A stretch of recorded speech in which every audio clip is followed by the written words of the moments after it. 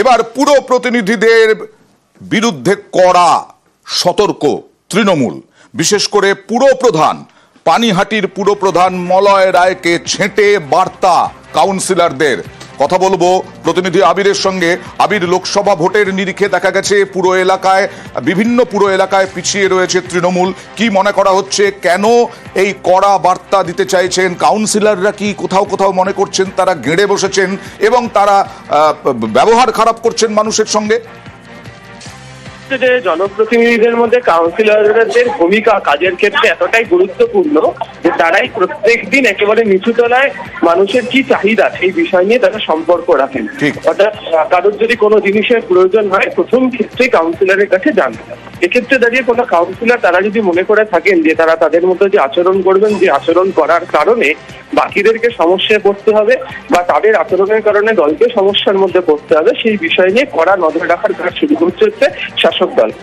পানিহাটি পুরসভার ঘটনার মধ্য দিয়ে কার্যতা বুঝিয়ে দেওয়া হয়েছে। এবং জানো যে নেতাজি ইন্দোরে যে বিশেষ অধিবেশন তৃণমূল কংগ্রেসের হয়েছিল, সেখানেও দলের শীর্ষ নেতাদের তরফ থেকে এই বার্তা দিয়ে কার্যত বুঝিয়ে দেওয়া হয়েছিল যে জনপ্রতিনিধিদের কি ধরনের ভূমিকা পালন করতে হবে, জনপ্রতিনিধিরা কিভাবে তারা চলবেন।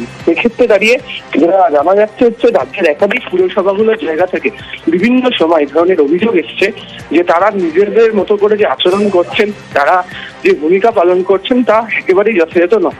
এই পরিস্থিতিতে দাঁড়িয়ে তাদের প্রতি কড়া নজর বা দৃষ্টি রাখছে হচ্ছে তাদের দল, এবং সেই বিষয় নিয়ে একাধিক জনকে ইতিমধ্যে সতর্ক করা হয়েছে, এমনটাই তৃণমূল সূত্রে খবর। তার মানে কি কোথাও এই দিদিকে বলো বা বিভিন্ন জায়গায় অভিযোগ এসেছে বিভিন্ন ওয়ার্ড থেকে কাউন্সিলরদের বিরুদ্ধে? একেবারেই তাই। এই যে জায়গাগুলি রয়েছে সেখানে তো অভিযোগ এসেছে, যারা বিভিন্ন জায়গা থেকে যারা জনপ্রতিনিধিরা রয়েছেন তারা বিভিন্ন মাধ্যম দিয়ে সরাসরি দলের শীর্ষ নেতৃত্বের কাছে অভিযোগ তারা পাঠিয়েছেন, এবং বহু ক্ষেত্রে দেখতে পাওয়া গিয়েছে যে এগুলো চালাতে গিয়ে এই অভিযোগগুলো সত্যি। বেশ।